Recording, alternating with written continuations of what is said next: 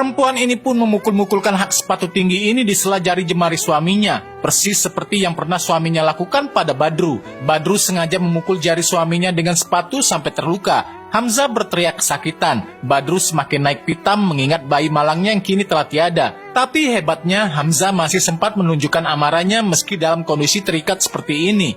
Lalu saat Badru mengangkat telepon, Hamzah mengambil kesempatan untuk meraih pecahan gelas tadi mencoba untuk meloloskan diri. Saat Badru lengah, dia berusaha memotong tali yang mengikatnya dan akhirnya tali ini pun putus. Hamzah diam-diam mendekati Badru dan berniat akan melukainya. Untung saja ibu Badru datang tepat waktu dan Hamzah kembali diikat.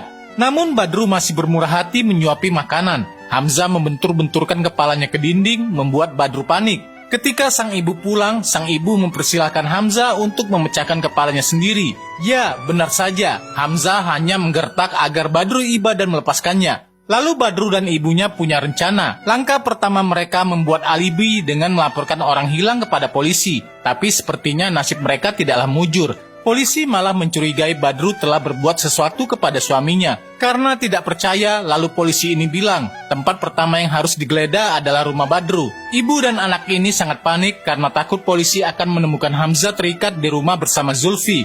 Untung saja Zulfi melepaskan Hamzah yang sudah dipengaruhi obat penenang, sehingga polisi tidak menemukan Hamzah di sini. Tapi polisi mencurigai mereka bersekongkol dan menuduh Zulfi menyingkirkan Hamzah agar bisa bersama Badru. Namun tentunya hal ini tidaklah benar, sebab Zulfi menaruh hati bukan pada Badru melainkan sang ibu. Semua orang pun kaget dan tidak mengira. Lalu Badru, Zulfi, dan ibu berdiskusi bagaimana cara terbaik untuk melenyapkan Hamzah. Badru berhayal menghabisi nyawa Hamzah dengan kantong plastik seperti ini, tapi pasti nanti akan merepotkannya. Atau mereka bisa mencoba dengan cara menenggelamkan Hamzah ke dalam air. Tapi cara ini juga tidak baik. Mereka akan ketahuan, tertangkap, dan dipenjara oleh polisi. Lalu mereka membuat skenario agar Hamzah seperti terlihat tewas, terjatuh karena mabuk.